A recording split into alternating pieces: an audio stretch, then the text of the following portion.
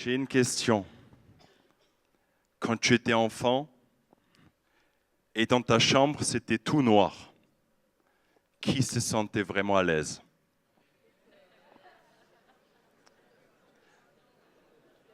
Le noir provoque en nous quelque chose de bizarre. L'absence de lumière provoque en nous un sentiment de crainte, de peur, d'insécurité. Quand tu marches dans le noir, je ne sais pas si vous connaissez ça, tu as toujours peur où tu poses ton prochain pas parce que tu pourrais tomber. Et moi, j'ai grandi dans un village où il n'y avait pas d'éclairage la nuit. Et quand tu rentrais le soir à la maison, les téléphones portables n'avaient pas une lampe de torche aussi forte qu'aujourd'hui. Et on faisait attention où on marche pour ne pas tomber. Et aujourd'hui, il y a tellement de personnes sur ce planète Terre qui vivent dans l'obscurité, dans le noir. Et ils cherchent à tout prix de trouver quelque part une petite lumière qui leur montre le chemin pour ne pas se faire mal, pour tomber. On a des idées différentes, comment on peut construire le bonheur. Ok, je vais par là, j'ai une petite lumière, je ne vais pas tomber. Je vais essayer de faire ça. Je vais essayer de me défoncer la gueule tous les week-ends pour trouver mon bonheur. Je vais essayer un peu plus des relations avec les filles ou avec les gars pour trouver d'être accepté ou aimé. Je vais essayer ça. Je vais essayer d'avoir le plus d'argent possible pour qu'après, je peux régner et je ne suis pas rejeté parce que ceux qui ont l'argent sont aimés tout simplement. Et on essaye d'allumer toutes nos lampes qu'on trouve quelque part pour marcher, pour trouver un chemin, pour trouver vers une destinée, vers un but que nous-mêmes nous fixons. Et après, tu rencontres des chrétiens. Et après, la première chose que les chrétiens ils te disent, éteins ta lampe. Ce n'est pas bien que tu cherches que de l'argent. Ce n'est pas bien que tu cours de relation en relation. Ce n'est pas bien que tu bois. Mais si cette lampe est la seule lampe que tu possèdes, tu n'es pas prêt de l'éteindre parce que sinon tu as peur d'être dans le noir. Si toi, je ne sais pas si tu as fait du camping une fois, mais quand tu as juste une seule petite lampe et on te dit éteins-le parce qu'on a un gros spot ici, tu veux d'abord qu'on allume le gros spot avant que tu éteignes ta lampe. Et je crois que, en tant que chrétien, on devrait arrêter de dire au monde qu'est-ce qu'ils doivent arrêter de faire, mais de ramener la lumière du monde dans leur vie afin qu'ils vont éteindre leur lampe de torche. Et vous savez ce que fait quand la lumière du monde rentre? Donne-moi tous les spots que tu as, s'il te plaît, à la lumière. D'un coup, cette petite lumière que j'avais avant, tu te dis, mais en fait, elle ne sert à rien. Et tu l'éteins. Et tu sais ce que j'ai découvert? La lumière gagne toujours. Tu ne peux pas mesurer l'obscurité, mais l'intensité de la lumière. Et les ténèbres, c'est quoi? C'est rien d'autre que l'absence de la lumière. Je parle presque comme Einstein là. Je ne suis pas intellectuel, j'ai arrêté l'école à 16 ans, donc c'est juste le délire de me sentir important là maintenant. Non, bref. J'ai découvert que avec la lumière, peu importe combien il fait noir dehors, tu vois quelque chose. Dans une pièce complètement noire, tu as juste un petit briquet, une petite bougie et t'amènes un peu de lumière. Parce que les lois de la physique font que la lumière gagne toujours. Toujours. Et tu sais quoi? Dans le monde spirituel, c'est exactement la même chose. Jésus dit, je bâtirai mon église. Et les portes du séjour de la mort ne résisteront pas contre elle. Vous savez quoi? Des fois, en tant que chrétien, on se comporte comme si le monde essaie de rentrer à l'église. Mais Jésus il dit, c'est l'église qui avance et les portes du vallée de l'ombre de la mort ou les portes du séjour du mort ne résisteront pas contre elle. Je ne sais pas vous connaissez des films du Moyen-Âge ou de la guerre, mais une porte n'est pas un instrument d'attaque. Le monde n'attaque pas les chrétiens ou l'Église. Normalement, c'est l'Église qui avance et rien ne peut l'arrêter. Ce n'est pas les ténèbres qui éteignent la lumière. C'est la lumière qui chasse les ténèbres.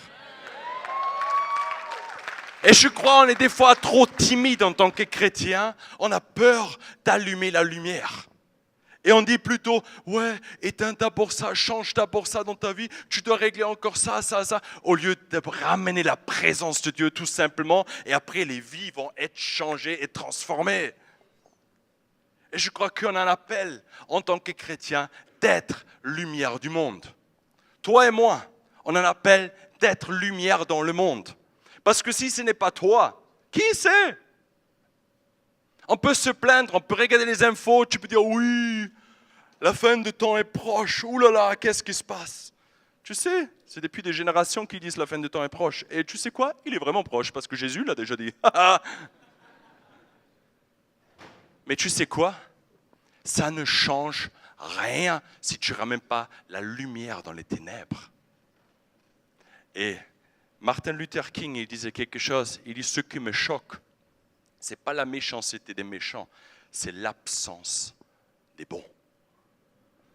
Ce qui me choque, ce n'est pas que le monde est ténèbres. Ce qui me choque, que les lumières sont tellement peu nombreuses. Et on a tellement des super témoignages. Cette fille qui a raconté le témoignage de l'évangélisation cet après-midi. Wow, un groupe de jeunes qui se moquent d'eux. Et le moment où tu allumes la lumière, d'un coup, Dieu fait le reste. Et des petites lampes de torche, de la moquerie, du cynisme, s'arrêtent. Parce que la présence de Dieu prend place. Et vous savez quoi ? Ça, c'est normal parce que la lumière gagne toujours. La lumière gagne. La lumière gagne.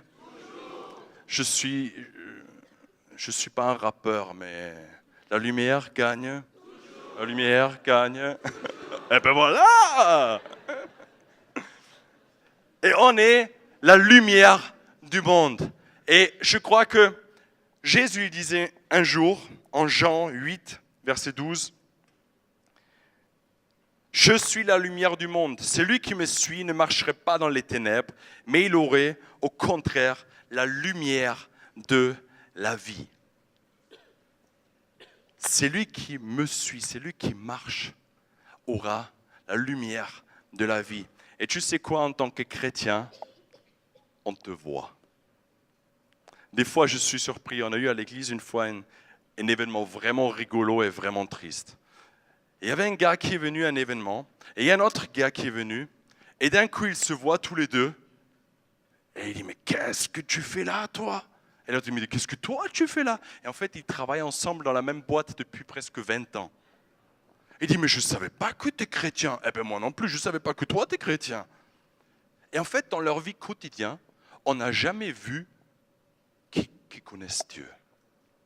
Et je crois que si on veut être chrétien, les premiers chrétiens, ils ne se sont pas donné le nom eux-mêmes. C'est le peuple qui les a appelés chrétiens, ce qui veut dire comme Christ. Et je crois que nous, on veut s'appeler chrétiens. Il faut que le monde voit que nous sommes vraiment comme Christ. Quand est-ce que la dernière fois les personnes t'ont appelé au toi Messie ou l'espèce de Jésus ou je ne sais pas quoi? On voit que quelque chose est différent. On voit qu'il y a quelque chose de différent. Parce que la lumière chasse les ténèbres. Et quand on vit un style de vie qui plaît à Dieu, automatiquement, on est différent. On est différent. Et vous savez quoi, un jour, on a fait un événement avec l'église et on a fait en plein air, dehors, sur une place publique, et on a appelé ça un Christival. Pas un festival, mais un Christival. Voilà. Et là, il y a un gars qui est venu et il fait partie des satanistes de Marseille un peu. C'est pas une association, hein, mais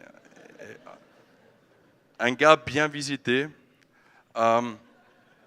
Mais pas un pseudo-gothique, ouais, je te fais peur, mais vraiment un gars qui sert à une autre puissance. Et il est venu, et nous on était là pas en mode spirituel, prière toute une nuit entière, on était là en train de monter l'estrade.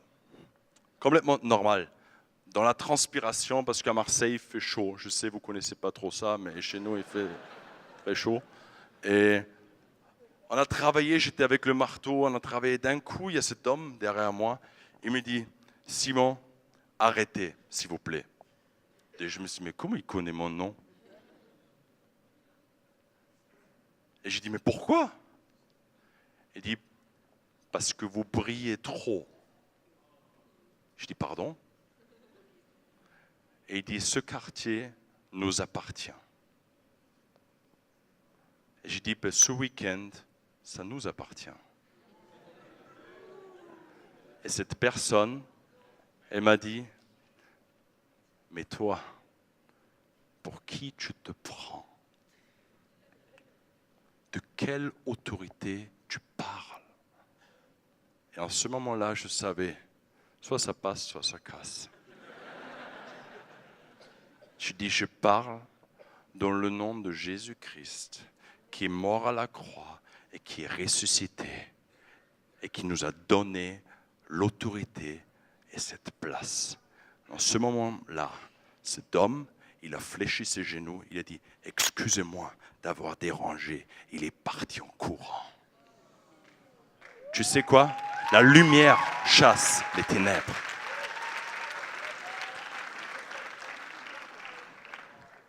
La lumière chasse toujours les ténèbres. Ma femme, je vous parle beaucoup de ma femme, mais je n'ai pas de photo là. Si vous êtes sage, demain, je vous montre une photo. Mais en fait, j'hésite un peu parce que si les gars célibataires, vous voyez ma femme, vous vous faites un idéal à quoi une femme doit ressembler et comme ça, vous ne trouvez jamais une femme. Mais bon, demain, je vous le montre quand même peut-être. Mais ma femme, elle travaille en prison. À Marseille, on a une grande prison et elle est aumônier des prisons. Et elle visite des personnes qui ont commis des crimes, qui sont en prison et qui vivent un certain style de vie dans les ténèbres. Et un jour, il y a une dame qui est venue et qui se moquait d'elle parce qu'elle va de cellule en cellule, elle visite les personnes et elle amène la lumière dans les ténèbres. Et ce n'est pas toujours simple, c'est des fois des grands défis, c'est très agressif des fois, c'est dangereux des fois. Et elle était dans une cellule avec une femme et qui a commis des go-fast, trafic de drogue, etc. Elle a pour 10 ans et plus, etc. On ne va pas rentrer dans les détails maintenant. Mais cette femme-là, elle a dit, moi, je ne crois pas en Dieu. Dieu n'existe pas. Et ma femme, elle a dit, ok, je ne vais pas discuter avec toi sur l'existence de Dieu ou pas, mais est-ce que tu as un sujet de prière? Elle dit, oui, j'ai un cancer. J'ai un tumeur, un cancer. Elle dit, est-ce que tu veux qu'on prie pour toi? Elle a dit oui. Ils ont prié pour elle. Et cette femme, rien ne s'est passé. Ma femme, elle est rentrée à la maison. Elle a dit, ouais, on a prié pour elle, mais rien ne s'est passé. Et la semaine d'après, quand elle est rentrée, cette femme, elle était là. Elle est venue au culte en prison. Elle organise tous les dimanches, tous les 2 semaines, un culte le dimanche. Et là, cette femme est venue en folie. Jésus guérit, Jésus sauve, Jésus est le meilleur. Et ma femme me dit, mais qu'est-ce qui s'est passé? Et en fait, le soir même, cette femme, elle s'est mise à genoux dans sa cellule. Elle a dit, Seigneur, si tu existes, s'il te plaît, montre-moi que tu es là. Montre-moi que tu existes. Et d'un coup en elle, il y a quelque chose qui a commencé de travailler. Elle a craché, elle a vomi quelque chose. Et en fait, elle a vomi sa tumeur. Elle est allée voir l'infirmerie. Les médecins, ils ont confirmé, le cancer a disparu complètement.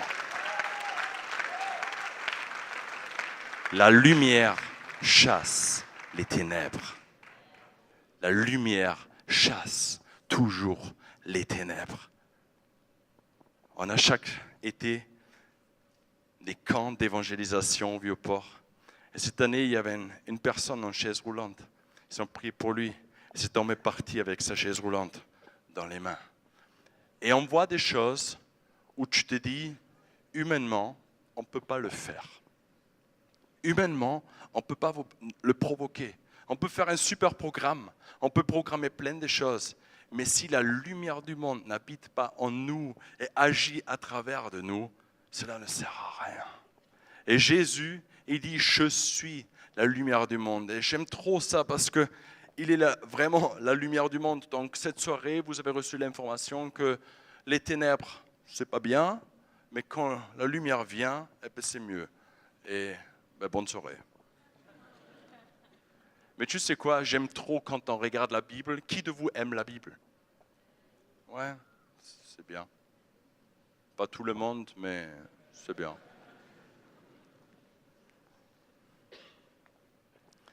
Quand on regarde ce qui se passe avant, c'est une histoire. Et peut-être vous connaissez cette histoire. Je vais la lire pour nous, parce qu'elle me fascine, cette histoire. C'est dans l'évangile de Jean, chapitre 8, versets 1 à 11. Il y a marqué « Jésus s'est rendu au mont des Oliviers. Mais dès le matin, il revient dans le temple et tout le peuple s'approche de lui. Il s'assit et il se mit à enseigner. Alors les spécialistes de la loi et les pharisiens amènent une femme surprise en train de commettre un adultère. Et ils la placent au milieu de la foule et disent à Jésus, « Maître, cette femme était surprise en flagrant délit d'adultère. Moïse, dans la loi, nous a ordonné de lapider une telle femme. Et toi, que dis-tu » En disant cela, pour lui rendre un piège, afin de pouvoir l'accuser. Mais Jésus se baissa et se mit à écrire avec le doigt sur le sol. Comme il continuait à s'interroger, il dressa à nouveau et leur dit que celui qui est entre vous, qui est sans péché, jette le premier, la pierre contre elle.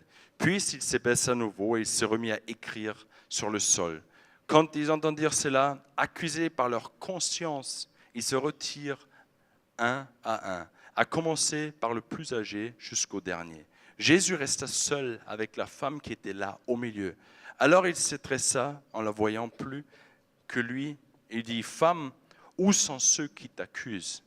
Personne ne t'a donc condamné ?» Elle répondit, « Personne, Seigneur. » Jésus lui dit, « Moi non plus, je ne te condamne pas. Va désormais et ne pêche plus. » Et le verset suivant est, Jésus parle de nouveau et il dit, « Je suis la lumière du monde. Celui qui me suit ne marchera pas dans les ténèbres, mais il aura la vie éternelle. » Cette femme-là, elle craignait la mort. Elle a eu peur. La seule question que je me demande, c'est où était le gars? Les hommes sont toujours spécialistes de s'enfuir. Les femmes, ils assument. Je répare mon erreur de ce matin avec le système de navigation, d'accord? Pour équilibrer la chose. Elle est là, cette femme, et vous ne croyez pas qu'elle s'est sentie mal? Qui de nous aimerait être attrapé en flagrant délit? Surtout dans une affaire aussi intime. Et après être traîné sur la place publique devant tout le monde pour dire maintenant, la loi nous dit, il faut la lapider. Et tu sais quoi? La loi nous montre toujours que nous sommes coupables. La loi nous montre que nous sommes capables. Et coupables, pas capables, mais coupables. Et ils n'ont rien demandé de mauvais parce que la loi de Moïse disait une personne qui commet l'adultère mérite la mort. Donc ce n'était pas quelque chose qui était complètement innové, maintenant une idée trop bizarre. C'était quelque chose de complètement normal qu'ils ont demandé là. Parce que la loi amène la mort. Pourquoi? Parce que l'humain, il est méchant. L'humanisme, il dit l'homme est bon. Mais Dieu, il dit l'homme est méchant. C'est pour ça que chaque humain a besoin le salut et la grâce de Jésus-Christ. Et je sais qu'il y a certaines personnes, peut-être que tu dis, ouais, mais l'homme, il n'est pas toujours méchant. Au fond de lui, il est très, très bon. Que dalle. Tu sais quoi? Quand tu vois un bébé tout petit, qui a déjà vu un bébé? Ouais. Tu pourrais dire, espèce de méchant. Mais Dieu, il dit que l'humain est méchant. Tu sais ce que j'ai découvert? J'ai 4 filles et ils sont vraiment trop belles. Mais tu sais quoi? Je leur ai jamais appris de mentir. Ils ont appris toutes seules. Jamais je les ai enseignées de faire ça. Mais je suis surpris quand ils sont là. Ils commencent à peine de parler, ils mentent déjà. Et même avant de parler, ils font des bêtises. Tu dis, c'était toi. Non. L'humain, et il faut le reconnaître, selon la Bible, on a quelque chose en nous qui est mauvais tout simplement. Et c'est pour ça qu'on a tellement besoin de la grâce et le salut de Jésus. On n'a jamais appris de faire des choses mauvaises à des personnes. Ils apprennent toutes seules. Et il y a des personnes après qui disent, oui, mais si Dieu existe, pourquoi il y a autant de guerres? Pourquoi il y a autant ça? Je peux te dire une chose, je connais les lieux où Dieu est absent et les lieux où Dieu est présent. Et les lieux où Dieu est présent, il n'y a pas de guerre. Les lieux où Dieu est présent, il n'y a pas d'exclusion des minorités. Là où Dieu est présent, il y a l'amour inconditionnel. Là où Dieu est présent, il y a la guérison, il y a l'acceptation, il y a la paix, il y a le repos, il y a l'état parfait des choses. Mais je connais les lieux où Dieu n'est pas présent. Et oui, je suis d'accord, il y a des ténèbres, mais ce n'est pas Dieu, c'est l'absence de Dieu qui fait que c'est noir.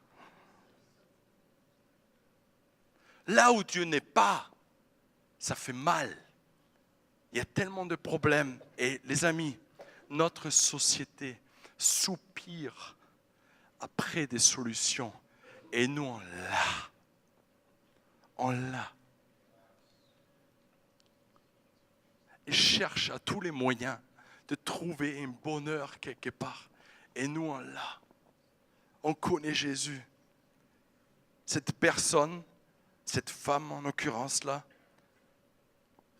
elle ne voit pas de lumière là. Elle a les ténèbres devant elle. Les spécialistes de la loi. Et rien de pire, et peut-être vous me comprenez, quand vous faites une erreur, et chacun de nous a déjà commis des erreurs, quand tu rencontres après à l'église des spécialistes de la loi.